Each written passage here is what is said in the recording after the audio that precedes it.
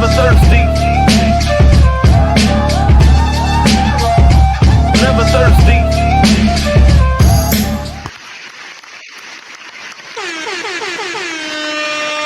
Yo. Never Thirsty, back again. Another session. Yes, sir. To whet your whistle.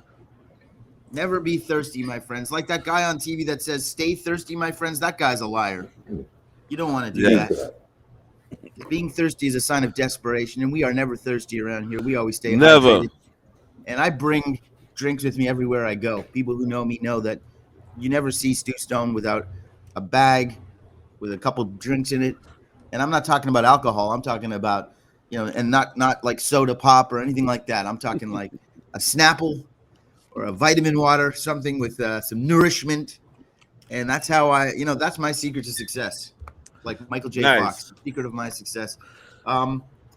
If you can see right there, I don't know if I'm pointing to the right place. Our website is www.stustoneonline.com. The W's are very big today.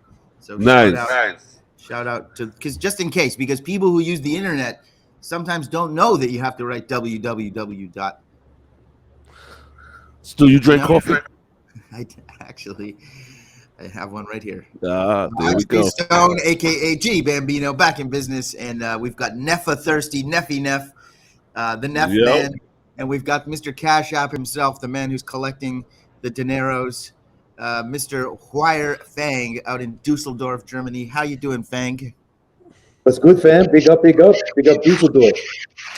Yeah.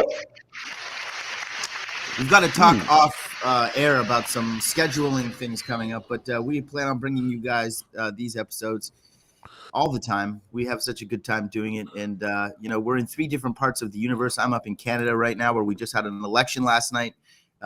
Neff is in New York in the United States of America. And of course, we've said that WireFang is in Dusseldorf, Germany. Mm-hmm. How are you, Neff? I'm all right, man. How are you? You got things going on over there. What's up with the election? The election is very election. There was an election in Canada, and Justin Trudeau is still the Prime Minister of Canada after the win. And he is the equivalent of probably, I would say, if this was in America, Joe Biden won again. And now I lost your sound. And now I can't hear you at all. Can you guys hear me still? You can, but I can't hear you. Yes, we can hear you. Sometimes in New York, the sound drops. I guess so. We do have a guest that's going to join us in about 10 minutes. But before we get to that, I hope that Neff gets his sound figured out. But I want to give a shout out to Cable Guy Jeff and to all of the people who are listening and supporting and watching Never Thirsty, which is our new motto. It's been an old motto for me, but it's new to you if you haven't heard it. Are you can you hear Neff WireFang? This is some compelling stuff. You can or cannot? You cannot.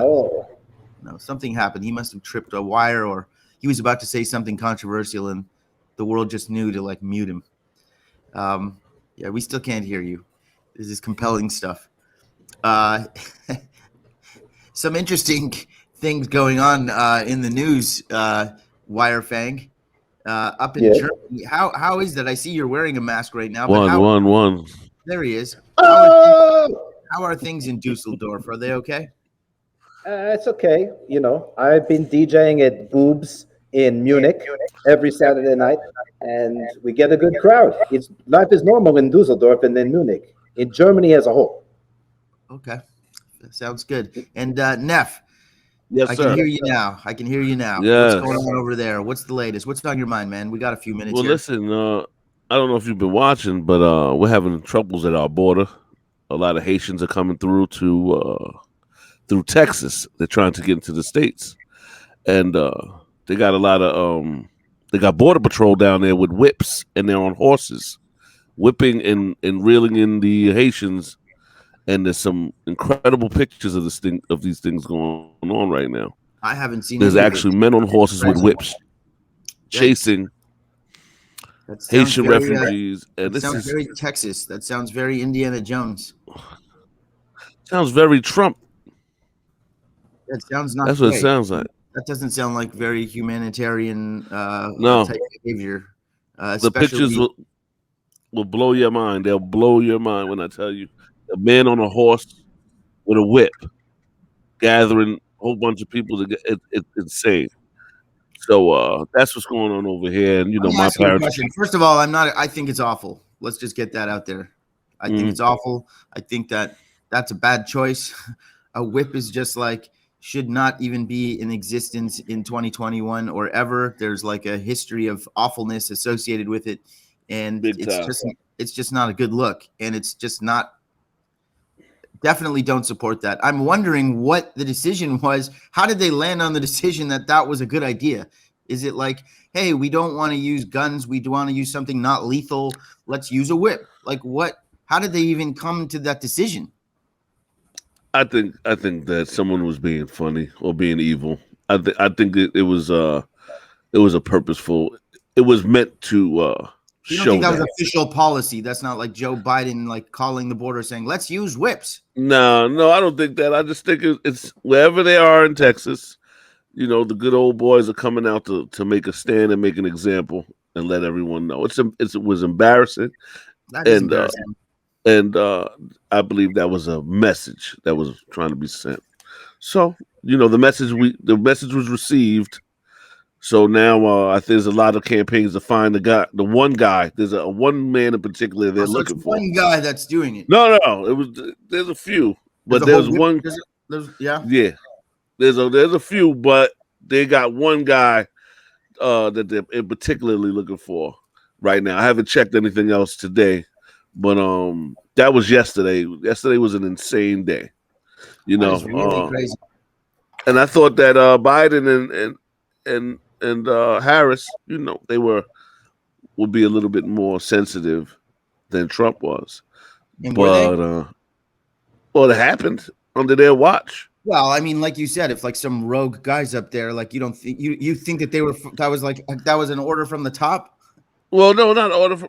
I believe that I don't really understand how the border thing works when one side says we're sensitive to refugees and the other side says, meaning the Republicans and Democrats, saying, hey, keep them out. Yeah, but But like, now if you were to assume political affiliation, let's just say the guy with the whip in the picture, the disgusting pictures that you're talking about, Republican, yeah, I would say, let me not do that to the Republicans.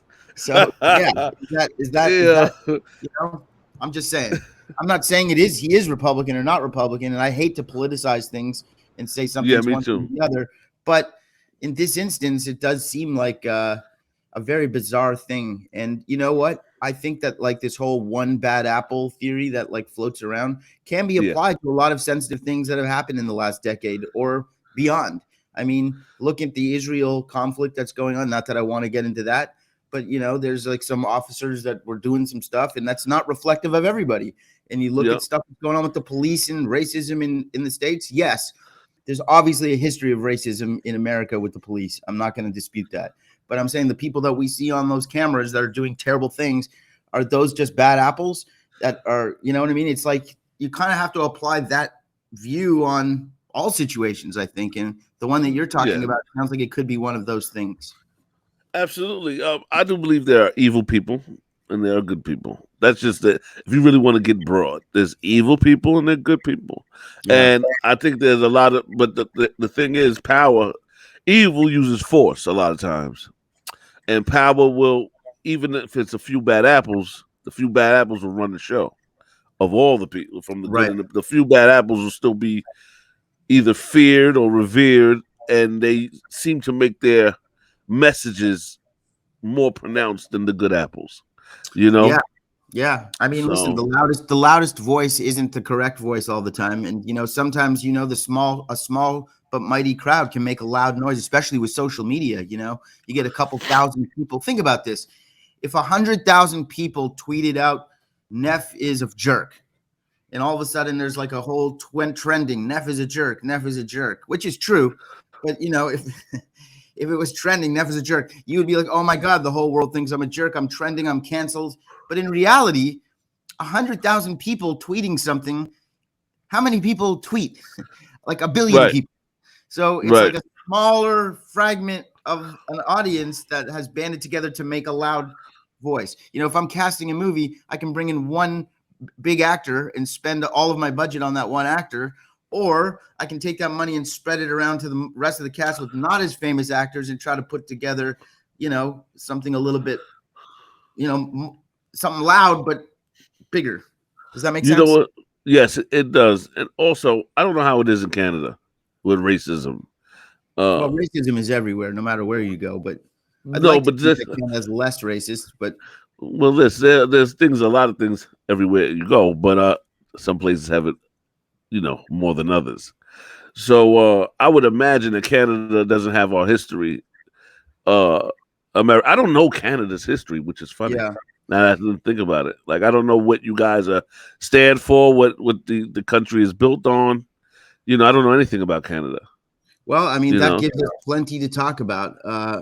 We might have to table this because we do have a guest that's going to jump on, and to get into the history of Canada and racism might be a topic that takes longer than the 2 minutes we have.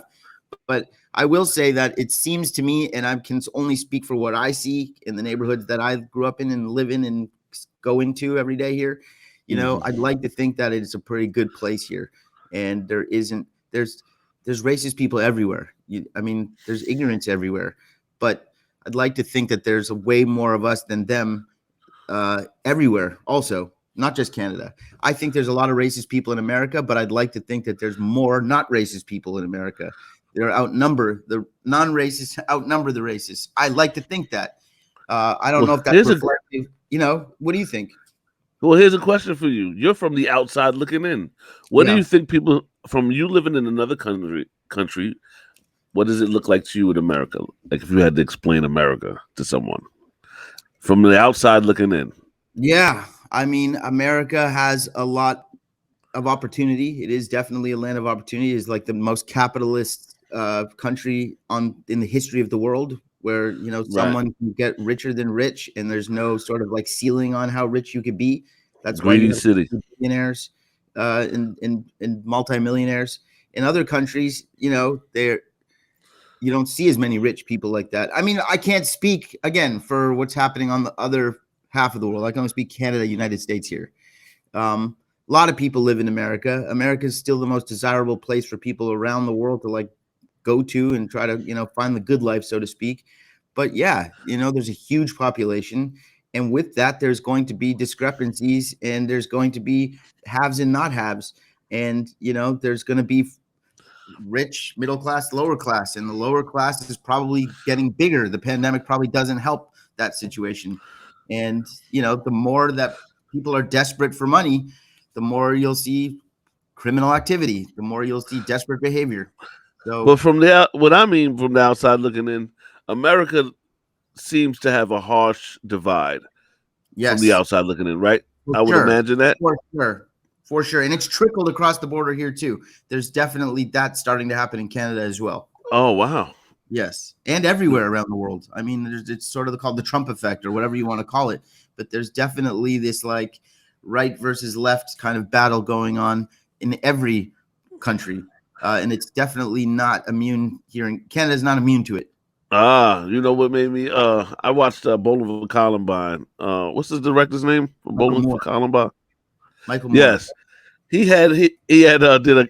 I don't remember if it was that one in particular, but he did a documentary and he highlighted how safe Canada was and how different Canada. Like he was. True. Yeah, you know. So like, in Canada, like you can't like just like walk around with a gun in Canada, like not happening. That's illegal. And I like when I grew up, we didn't lock the front door.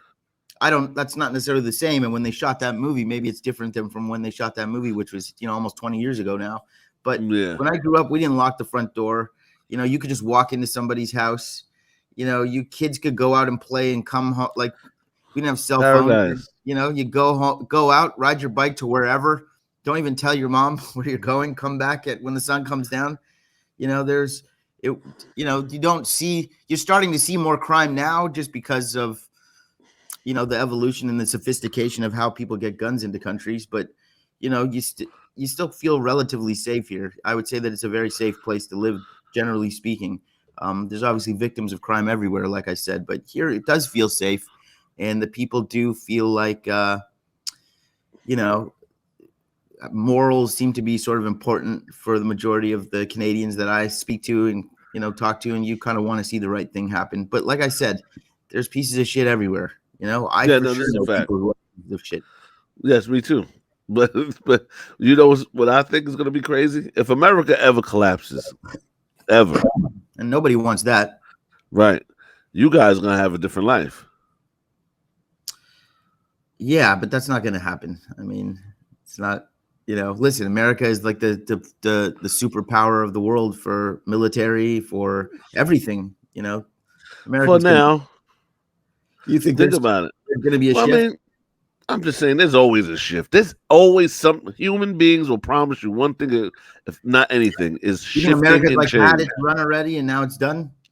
Well, I just think that America has karma, and or like just a bad, a Yeah, but bad listen, vibe. I'm trying to explain to you, like I keep repeating, like it sounds silly maybe now, but like when I say there's bad everywhere, the same type of history that you would find about that you don't like, that's maybe not in the history books, just terrible shit that went down in the formation of this country or America we're talking about, and Hmm. terrible things that have gone along the way. If you look at any country, it's a human being problem. It's not necessarily an American problem because it's Oh been yes, going on since the beginning of time. If you read the Bible, there's stories that are terrible. It's like since the beginning of time, recorded time, human beings are the problem. I think like when we all came to this world, we're all brought into this world as peaceful beings that don't know what hate is. Hate is something that you have to learn. And, there's no right, wrong, black, white, anything. When you're a kid, you are just, yeah, these things have to be yeah, sort of taught to you and instilled in you. And so, yes. there's generations of people that have passed down to generations of, and so, it's tough, man. Listen, the woke mob or whatever you want to call it, social justice warriors, they Yeah. could be annoying too. Like that, like there's a way to sort of help sort of change somebody and open up their opinion. And I don't necessarily think that like the far left has the right approach all the time either, because like No. it's just like noise is in noise. It's like extreme anything bad. To me, human beings have one common problem. One, Yes. we have one, which is death.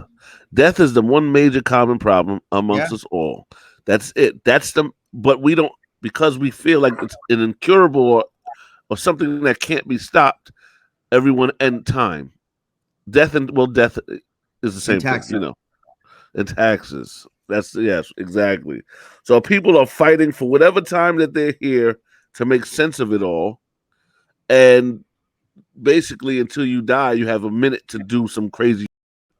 And so a lot of people are greedy or selfish, and no one wants to help anybody else out because they only have this much time to be here. I can't even really do the right thing because we only have this much time. So we're killing, and it's almost like mass hysteria. It's like they told the whole human race, "Hey, everyone's sick. You're gonna die in a few." So then everyone went crazy. So Yeah. you see wars and you see things because everybody doesn't know how to act because of the time situation. I mean, if But you think human, about it, like the game of life, say there's like 100 levels max. Some people get to like level 106, 108, whatever. But let's just say like level 100 is like the hardest level to get to. How are you going to get to that level? And like, what is it going to take to get you there? Is part of how you act and treat people, is that part of how you live a longer life? Or is that, is yes, getting the most money, is that how you win the game? Like, can you no, be the richest person ever and die at 30? Did you win the game because you had the most money? Like, right, money is definitely important. You need money to live. You need money to buy sandwiches, to get a drink, unless you drink from the hose, which we used to do. But money is very important, and money you might be the shouldn't need. problem. Yeah, well, the idea of money is the problem. The idea of trade is the What did problem. they do before money? People used to barter. They used to do work for each other. Like, they used to pay with like gold chips. Like what? How did But I would assume that they had communities that everyone just did a job to keep the community rolling, and someone organized it. Someone, Right. oh hey, you get the food, we'll cook it. They have that in Israel. They're called kibbutzes. It's like a place where like a bunch of people live and they all work on like a farm, and you get to live there and you just chip in. I mean, there's like Chip hippie in. communes. There's hippie communes, I'm sure, that like still do that. There are societies or like little sectors that still sort of do what you're talking about. If you applied that chip in factor from those ancient people, right? Those third worlders or those primitive people, you add that would probably be the most ingenious thing to the world now with technology and everything the way it is right now. I think like that just to like get to the heart of that, teamwork makes the dream work. So it's like if you take the individualism out of it and make it like, hey, we're all on this planet together. How can we all live? How can we all make this work? If we did it like that, that's the dream scenario. But unfortunately, there's people that don't want to be on the team. But you know what? That's the only cure. Yeah, I don't think it's going to happen in our lifetime, man. I just don't see there. Is there a person that could unite everybody, especially now when everything is divided? I know music is something that definitely brings people together.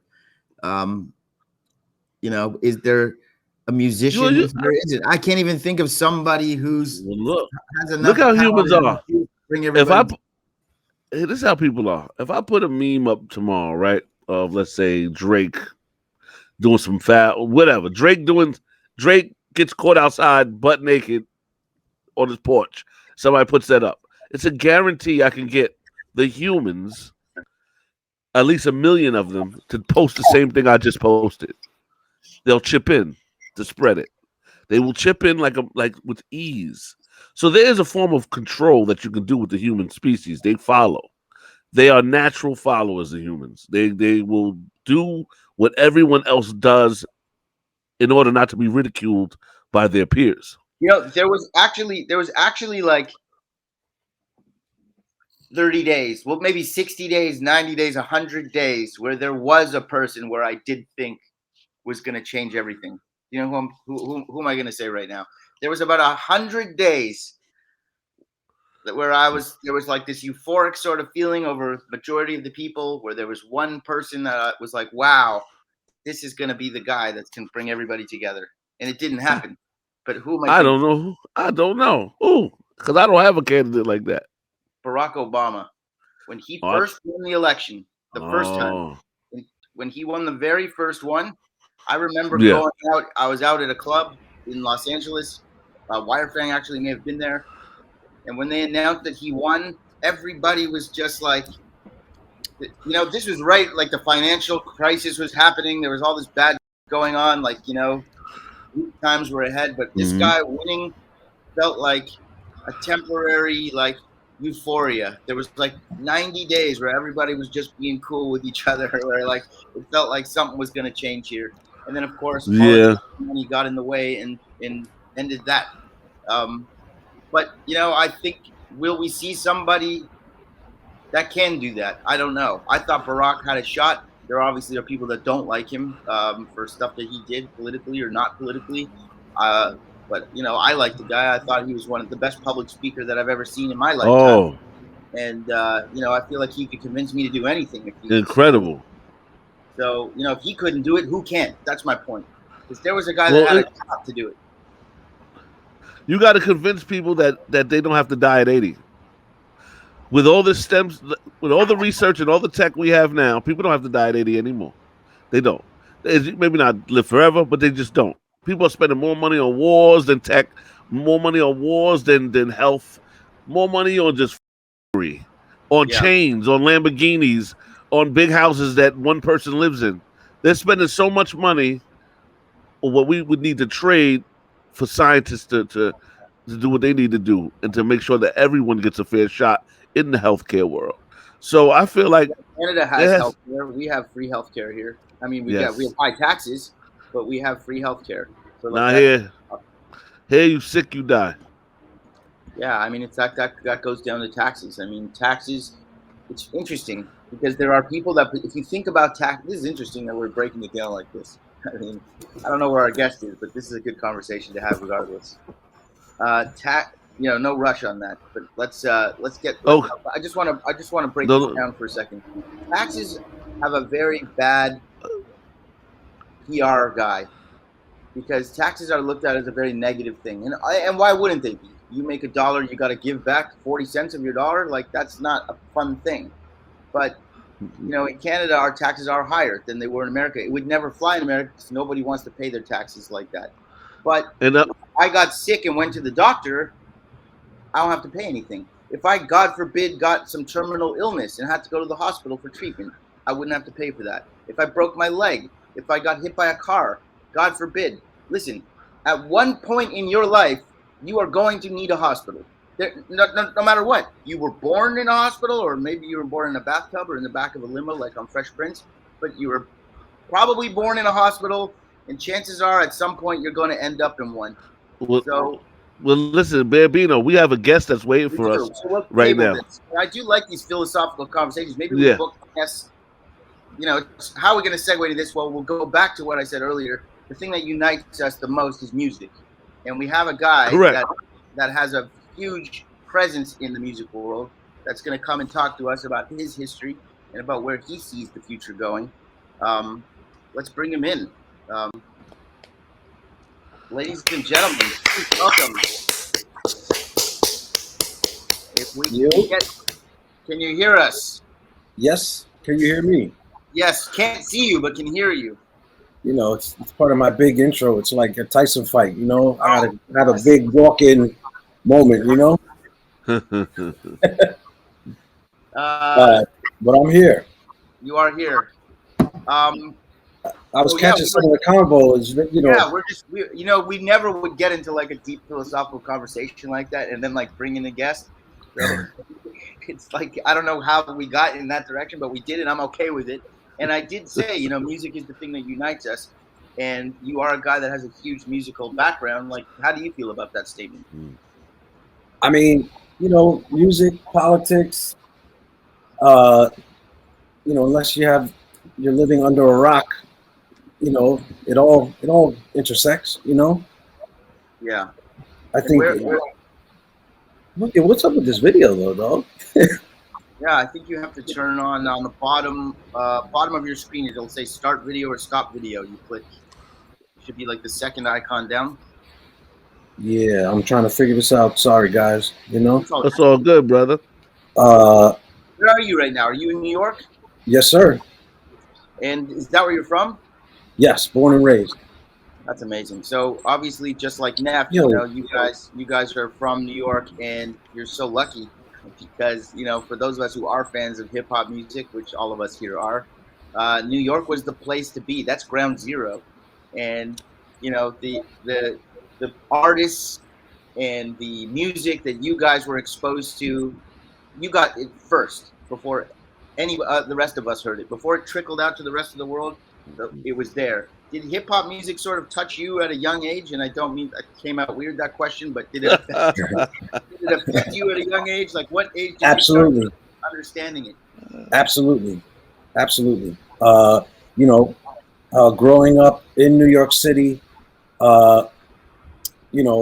like coming of age.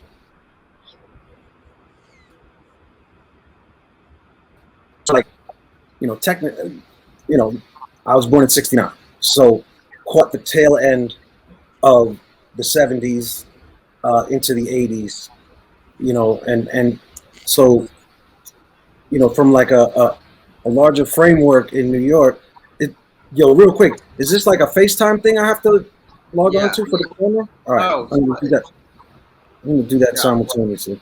But so, coming up in New York at that time, like it was like this,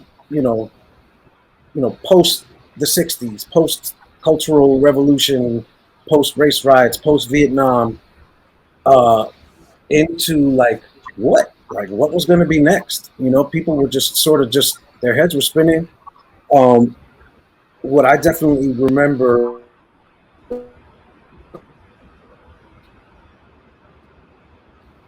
right? And they went to the federal government, said, "Hey, we can't pay our bills. We're in trouble here. Uh, can you help us out, Mr. President?"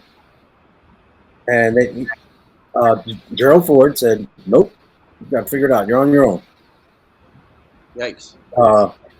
And so, you know, things were reckless. Everything was crazy. You know what I mean? Yeah, for sure. Like it was like wild times for sure in New Yeah, York. yeah. I mean, think of New York in the '80s, like yeesh, like you wouldn't want to go near Times Square. You know, it's like way different than it is now. Yep, absolutely. Like it was just a completely different time. And within that, things started to, happen. And hip hop was a part of that. It wasn't just we're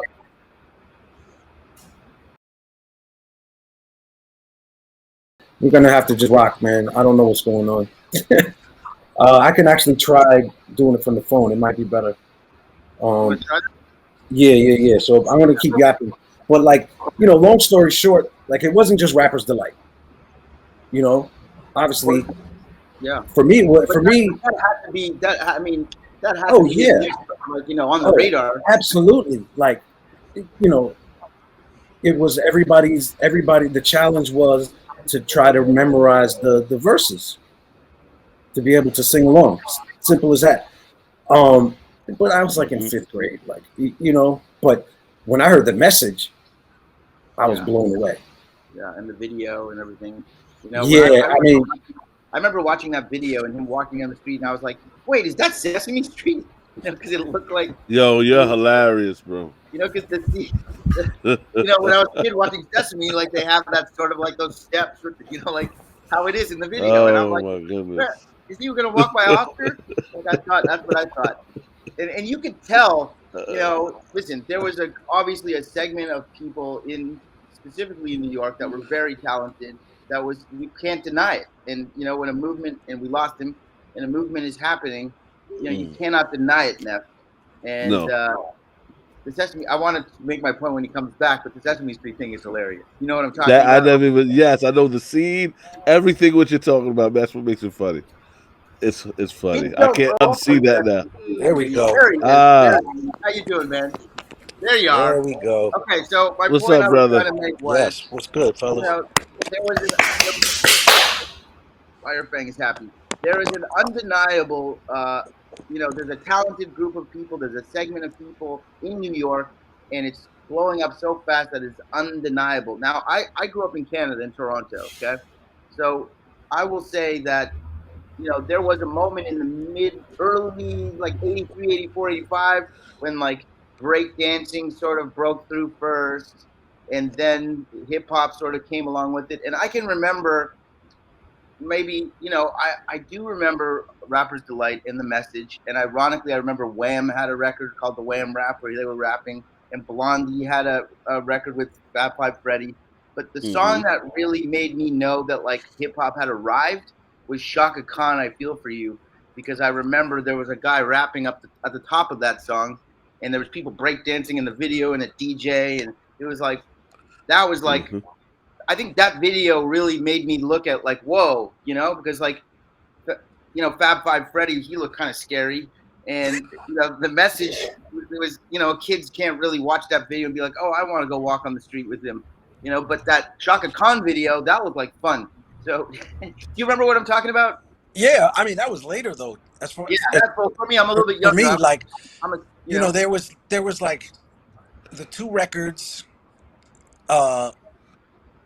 Definitely, it was like The Message, and then when Planet Rock came out, like that was crazy. Yeah, but both of those guys, those groups rather, like they were a little out there with the dress code. I was like, what the are they wearing? Like, like that wasn't what I saw in my neighborhood. I grew up on the Upper West Side of Manhattan, in the basically 70s into the 80s, and while it's it's a very nice place to live now, a very desirable location, at that time it was way different. Just everything was different. It was reckless. It was wild. It was dangerous. But there was like a sort of like this like fun sort of renegade aspect to it also, you know. Yeah, for sure. And just things were just happening in front of you that you wanted to be a part of, whether it was, you know, writing graffiti, whether it was, you know, um, definitely like, you know, breaking and electric boogie and uh, top rocking and all of that. But it's just, you know, like my neighborhood in Manhattan was pretty close to Rocksteady Park.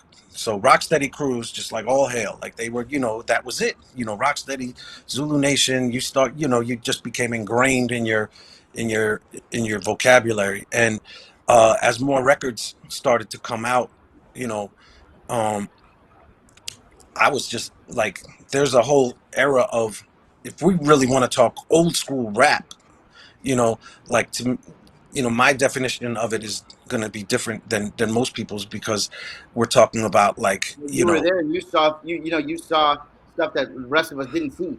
yeah, and it may Right. not have been popped nationally, but like, uh, you know, Fearless 4, Treacherous 3, Crash Crew, you Everything's a know, crew though. just, You know, it's like different pockets of crews. It wasn't like, yeah, for you sure. know, it wasn't like one guy coming out and being like, I'm the king, like, you know, Slick Rick did years later. Yep. But it And was and then all like, crews.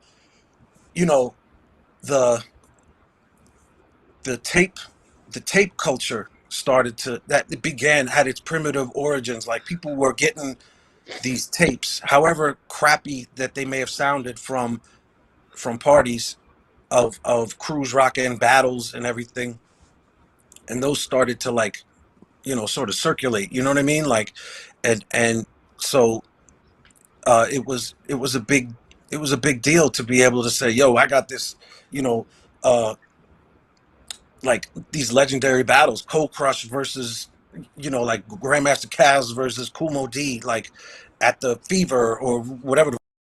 Yeah. That was the, you know, that was the internet. Yeah, and I think like that's That was how, and file sharing, I but think that's in how its most primitive sort of, you know, hand to hand sort of way. Like it was like, you know, if you were able to get a dub of of of it from somebody, yeah, it was you know, huge yeah, and you were like, you were big time, maybe amongst your little team for sure. of heads that you hung out And with, like, oh, yo, it's where did because he get hip that? hop, Like, it's interesting because hip hop before it had songs on pop radio was a battle kind of thing. Like you're saying, you know, there was a few songs that cracked through, few songs. But generally speaking, it's tapes like you're talking about. Who's the best battler? You know, freestyle battles, crew battles. That's no, sort of what. it was all about, it was blood sport from the beginning. Yeah, You know, it was sound clash.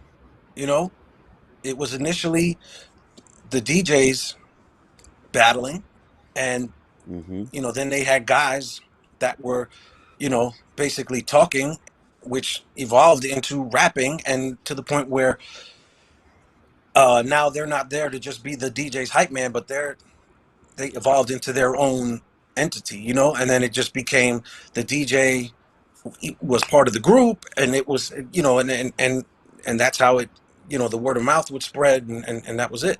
yeah, for sure. I want to mention two names to you and get your opinion here, and sort of like on the evolution of hip hop, and then we'll take it into some of the work that you've done over the years.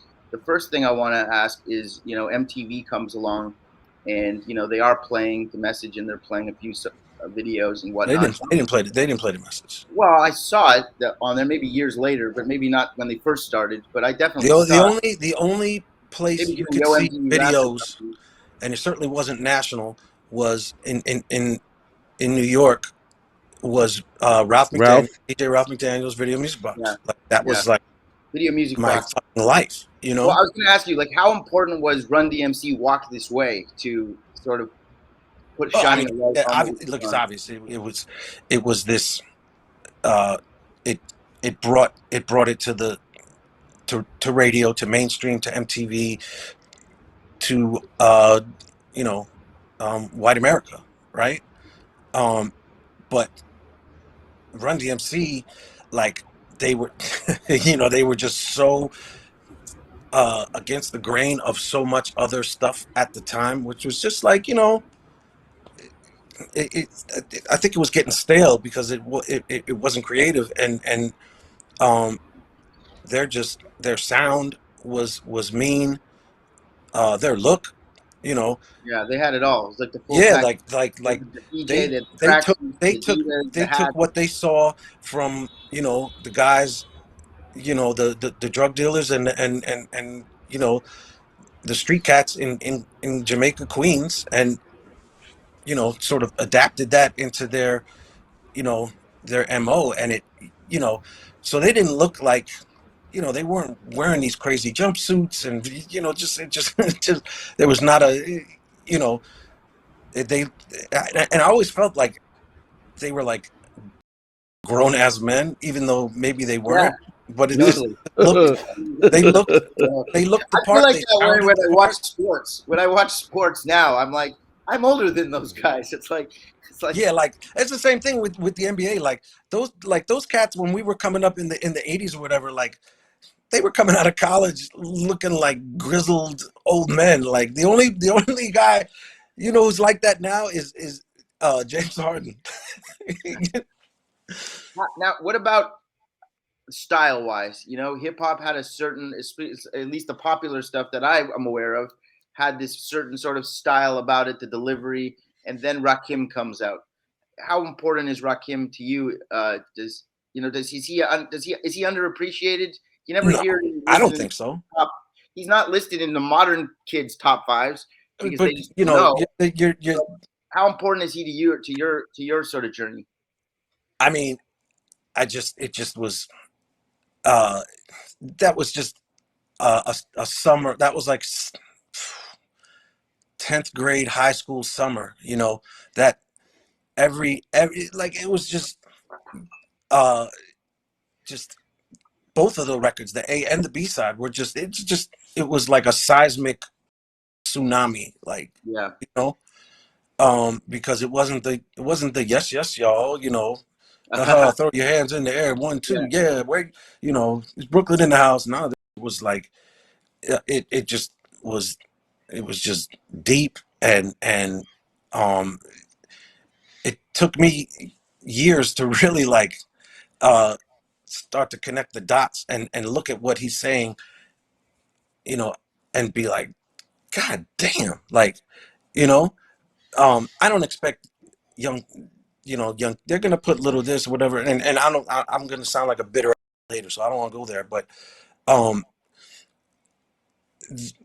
I guess, what the kids have now that we never had is just like this vast, like free public library to just go and dig and start to check stuff out.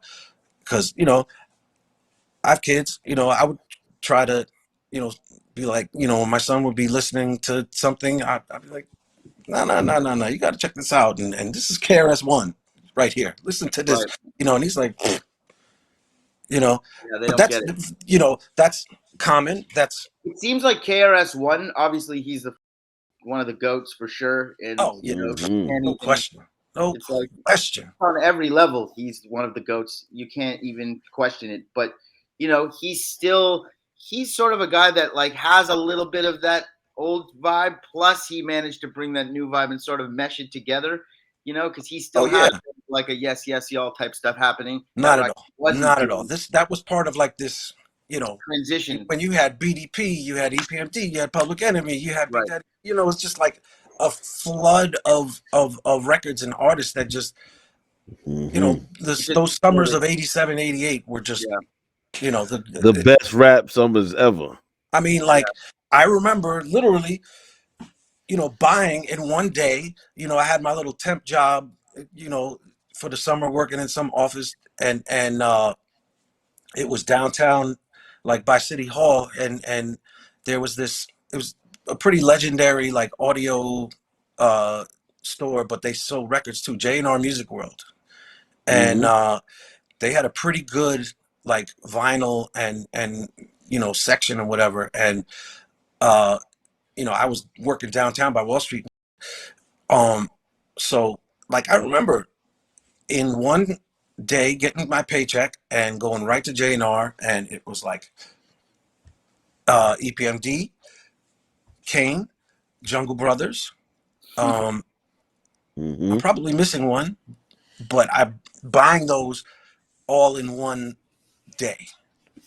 Yeah, I mean, I would say like if you look back at like the history of sort of revolutionary music eras, I mean, you think of like the British invasion of the Beatles and the Stones, like 60 to 69 kind of vibe.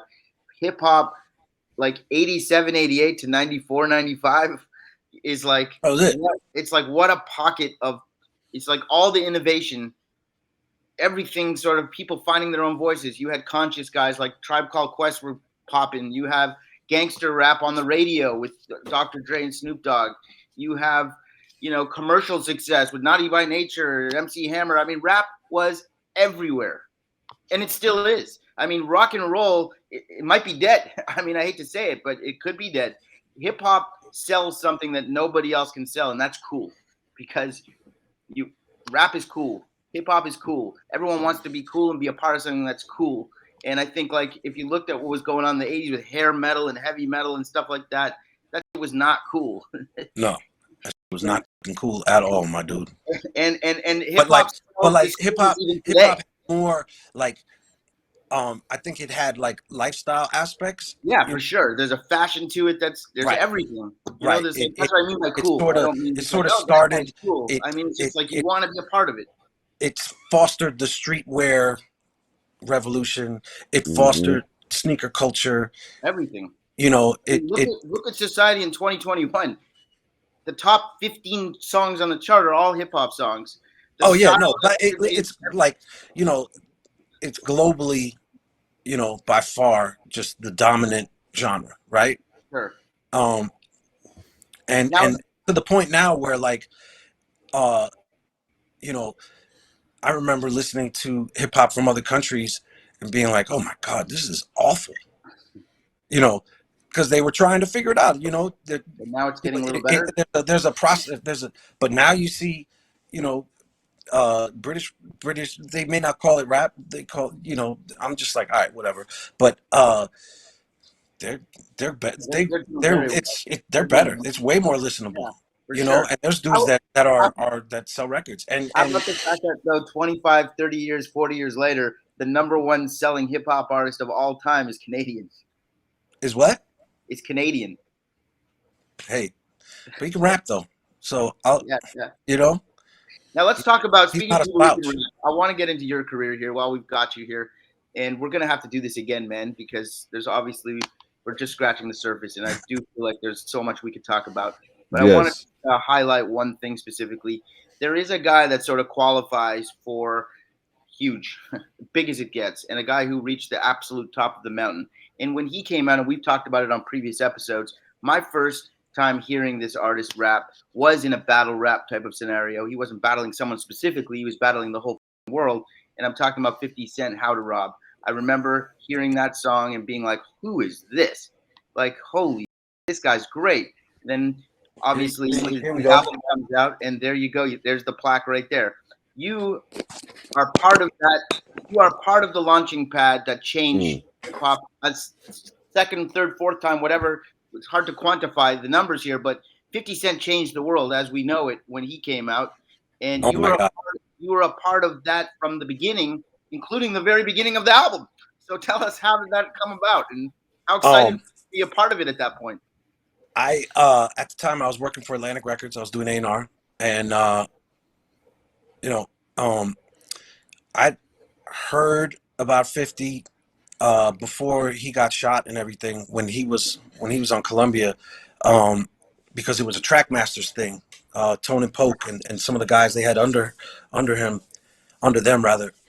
and I was cool with one of these guys, producer named Kurt Gowdy, and he had done a record for Fat Joe Terror Squad, and he came up to my office one day and he was telling me, he's like, yo, they got this guy, man, he's the sickest rapper I've ever heard. I heard about him because originally he was signed to Jam Master Jay. That's what I was gonna say. Wasn't Jam Master Jay the guy that sort of took him Yeah, under? yeah, Mhm. and you know where Jay came from, where 50 came from, Onyx, Lost Boys, you know, all these guys was South Jamaica, Queens, and South Jamaica was rough, still rough, you know. Um, Is that where the Mets play? no, it's there, it's further out, and um, you know, it just it's notorious for, you know, a lot of the activities that took place out there. You know, stick up dudes, you know, drugs, whatever, right? Uh, they all came from that, you know, and um, I remember, and Gowdy was from Queens too, and he was telling me how they were in a studio. Trackmasters had rented this studio in upstate New York, in Bearsville, New York, and they were just bringing up all their artists to just record and work, sort of in a place to really focus and be out of the city and out of the way of distractions and everything. And he was telling me, he's like, man, this guy 50 is running circles around everybody up there, like, you know, just knocking out songs, just, you know, like bang bang bang bang, you know. And so you started to hear about him, and then obviously, you know, you heard about the shooting and everything, and um you know, like he you know, he was not about what his life and what he was talking about and living. And um I just remember I remember reading a XXL interview with him, like soon after he got shot, and just the way he was talking, I was just like, yo, he's hilarious, man. He doesn't give a. And long story short, he was working with a guy named Sha Money at the time, who also from Queens, and he was starting to buzz from How to Rob and everything. But then, you know, he got dropped, Yeah, that's and what I was gonna say. Because and how to Rob came out. people were How to scared. And Rob came also, out, and you then know, like, at you the didn't hear time, from this guy for a couple years. It's like there was a little bit of a break between How to Rob and him popping yeah, off. that's because uh, part of it was, you know, people, there was just like this, like people didn't know or understand and hadn't heard the records and thought How to Rob was a gimmick record. Um, and you know, and I think at that point, that's when Ja was and Murder Inc. were at the top of their game. You know, hit after hit after hit. Everybody's trying to sweat them and work with them, and their little, you know, their little beef started. Um, What was that beef over? Like, how did that? I mean, I know that they have beef, and obviously I we've mean, seen they, you know, again, them, but that's what some did it Queens start neighbor, over? Say what? that's some like neighborhood, really. Oh, really? So it just goes back like that, Yeah, like some because specific Ja's thing. from Queens, Just so like, yo, we know each other coming up. This guy's a jerk. yeah. This guy's a jerk. And so he was the villain, he was the outlaw, and Who was? he 50 embraced was? it. 50 was. 50, Yeah, yeah, yeah, yeah. like he embraced it. He didn't give a. Right. And I wanted to sign him, and I tried to sign him. I had a meeting with him, and um, you know, it just it didn't work out, but the connection was made, and Shah knew knew knew that I, you know, was making music too, and I had done the Bad Meets Evil, Royce Eminem stuff, Yep. and a couple other things like indie records, you know. Yeah, And but also, I mean, you talk about MCs. Like, there's three that you just listed off. yeah, You're three like a magnet for like the best rappers. heavyweight. And you know, so long story short, gave Shah a beat CD, um, got a call, you know, a few days later, and he was just like, yo, he likes this joint, and he sent me a version of it, and I was just like, what? Like, you know, and I it is buried away in storage somewhere, and I'll find it, and I'll, you know, I don't think I'm gonna like leak it out or share it, but uh, the thing to note about Sha Money and 50 at that time, uh, and I think 50 and Sean Money really, and who could deserve a lot of credit for revolutionizing the mixtape game, because Mhm. and the technology, they made use of the tech that was available. Sean Money was one of the first people I knew that purchased Pro Tools Digi 001, which was, basically the means to record at home, multi-track. Yeah. And so they started doing those mixtapes in his garage or his basement, whatever. And it, once 50 started taking people's records and making his own records out of I them and remember making that. them better Yeah. and doing diss records and Sure. freestyle, just, Classic times right there. yeah, like those 50 Cent is the future mixtapes. Just So that how so how that's does like that's like Eminem that's like how does BC and Eminem go though AD. from how does You know what I Eminem mean? go from working with you on a track with Royce to actually being the guy that ends up getting he signed 50 Cent, isn't he was on Shady Yeah, Records. Mhm. yeah. How did that even happen? Like M just knew because M was like, yeah, this guy's the man. Is that how it happened? Uh, they look, the people, those mixtapes started to explode, and you know, M, uh, and Paul, it was just, people were so scared, you know, to fuck with him, and I think he needed to be in the company of people that understood, what was going on, that weren't just like, oh, we need a hit, and like, and are you still in trouble? Are you still beefing with Ja Rule? And Sure. you know where where just to be put in a place where he could do what he's capable of. And I think like one thing that he like exuded in Eminem as well, and all the other guys that you've mentioned, that like the one commonality for people to take away from this conversation, especially in hip hop, but in life, authenticity wins. You know what I mean?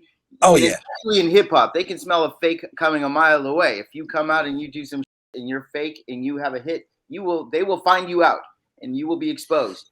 It's like well, I 50 was mean, authentic.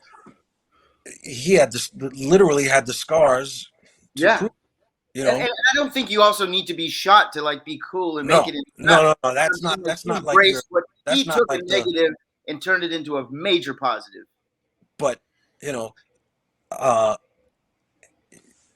as far as cats in New York knowing, uh, you know, yeah. And again, that was like a South Jamaica Queens thing. Like, dudes were out there hustling and getting money, and just it was a wild time, and just, it was what it was, and people did what they had to do based on sort of like the set of circumstances that they were presented with, you And know. in that era of that record coming out, that was probably the last great era in music where like you could burp on a track and it could go platinum. It's like especially in rap. Like if you put out a rap CD, you will sell a million copies. It's like that's how hot the genre was at that point, and that's how the music business was. You had to pay $20, $15, whatever it was, to get the whole CD. They weren't putting out singles like they are now. You had to buy the whole album to get track 7. And the economy of 50 Cent had to be overwhelming, especially for you. I mean, you had some success. You were working for labels. You were seeing what was going on in the world. But now you have a song on a record that is just like you can't even buy it anywhere. It's sold out everywhere. It was amazing. Seeing it performed live, one of the first times, and people going nuts. It just was just like, Magic. yeah, It set the tone for the album.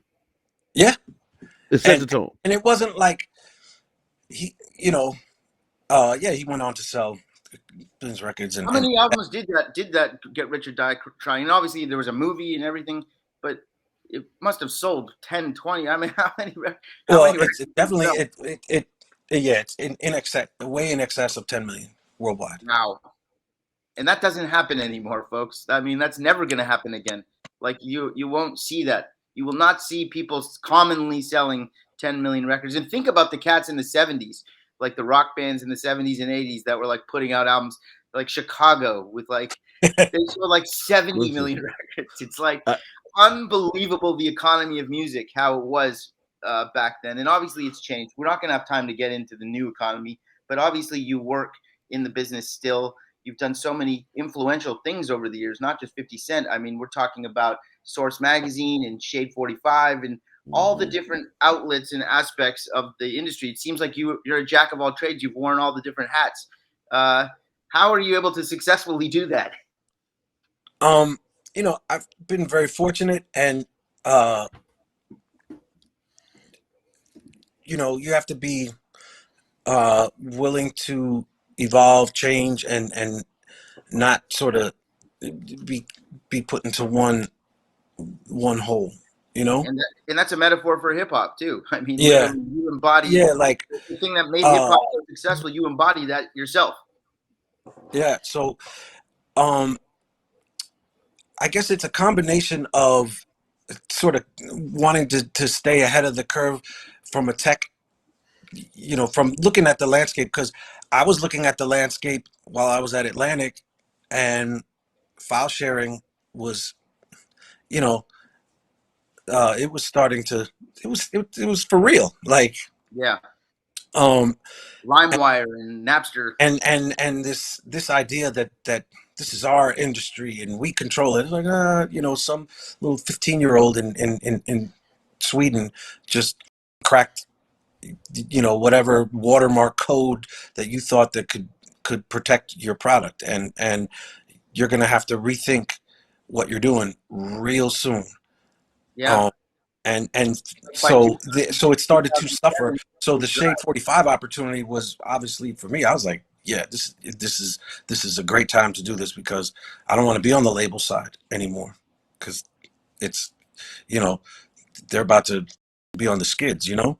So, and then you know, being at Shade, which was amazing, and then being presented with the Apple opportunity, where it was like, yeah, this you know, these guys over here think that this streaming thing is not going to be potent, and I'm going to bet on what I'm going to bet on Apple. I don't think they're going to go belly up anytime soon. No, You know? I think your track record speaks for itself on picking winners. You know, No, like well, you know, I'm I sure guess there's some losers maybe when it along the counts, way. but I'm you sure know, there's some losers along the way, but I oh mean, if you man, a look few at your fucking if stinkers. you look at the discography, it's like from the very beginning, it's like winner, winner, winner, winner. Lots of chicken dinners in your lifetime. We're gonna have to do this again, man. Yeah, but And a lot now of like and saltines too, you know. But it's like, and this is like with the record business, you know.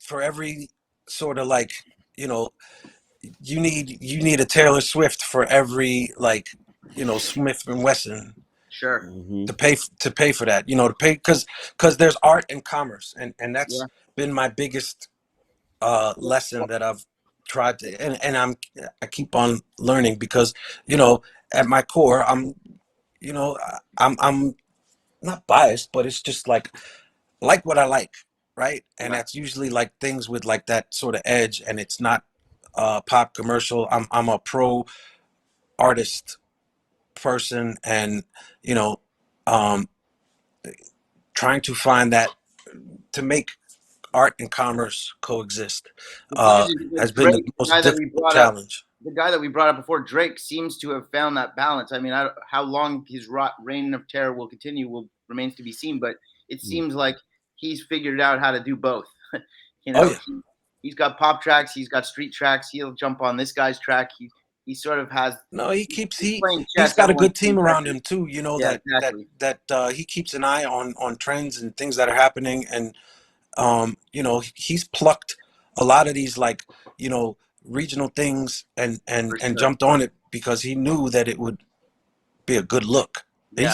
He's very smart, and he's got a great team around him, and you know, strategic, and uh you know, and is able to not take himself so seriously. I mean, this is a guy that like survived what would have ended anybody else's career in hip hop. I mean, he's What, like, being on that TV show? Well, not just that. I mean, first of all, coming back from that, people who say started from the bottom, he didn't start from the bottom. Well, he really did, if you think about it. This is a guy who played a character on a Degrassi TV show that had to overcome that to get taken seriously. But also, the exposure when he was exposed with that guy who's doing the demo recordings and whatnot, like that type of stuff would have ruined somebody in the '90s. But that who cares? Different rules now. Say what? Yeah, but Different I mean, at the rules same now. time, there's always been collaborators and co-writers and I know things that. like that. You know that. But I'm saying if you were growing up, I mean, all right, say in the '90s, I can't, let me just. KRS-One had a ghostwriter. Yeah, It would be KRS-One horrible. had a big song out, and then It'd you'd be hear a the verse where end of the someone else world. is putting down the guide track for him. KRS would have been done. It's like that's how it was. End of the world. Anyway, we can't, as much as I mean, look, we have to wrap it up. and I'm with you guys, right? Like the idea, purist, right? Yeah. So, for sure. so the idea of having to, send out a kite to get some help or something, it's sacrilege. Like, you're a real MC, you write, you just, like, you're not really the only but form of music but that's in like pop that. music, historically, all it is the artists were not, or seldom were they, the songwriters as well as the performers. 100%. And look, before we wrap up, I gotta ask two questions Yes, sir. here, one word answers. That's it. What Okay. did you produce What Up Gangsta on? What did you use to produce it? What equipment? MPC 3000 and a Roland 2080. And the second is Scary Movie. What did you produce that with? MPC 3000. MPC wins again. Still the best. Oh man, it's the best. It was the best. Okay. It was the best. I started out on an SP 1200. I wanted to learn. I was in the studio and watching people and trying to, that was the point of me taking a label job, was I wanted to go a step closer into, like, how is the, being, understanding the creative process and the technological process and being a part of it and understanding it, so I getting that first drum machine, that SP 1200, man, that was it. And I did the first records. I think I put out, like, there may have been some Eastern Conference 12 inches that I did with my man DJ Mighty Mai. But what got me the money to buy the MPC 3000 was the Fatal Hussein records. I did two on his album. Cool. Wow. And I Know the Rules and Ghetto Stars with Tame One from Artifacts. And he, Fatal was from Jersey. It feels like the New York sound gravitated towards the MP way before the West Coast. Like, it feels like the West Coast was still SP drums, like up till like '97. It's like, I mean, you could do a whole show on like the technology, like, and how that also walked hand in hand with the development of the music of hip hop in itself. Sure. Yeah, you know what I mean? Yeah. And it's there are these, like, keystone moments. It's like a timeline, and certain pieces of equipment were just, affected the evolution of everything. For sure. Especially, that's a fact. I 100% agree with you. And like, just the swing on, there's a swing that an MP I mean, just everything. Yeah, I agree. And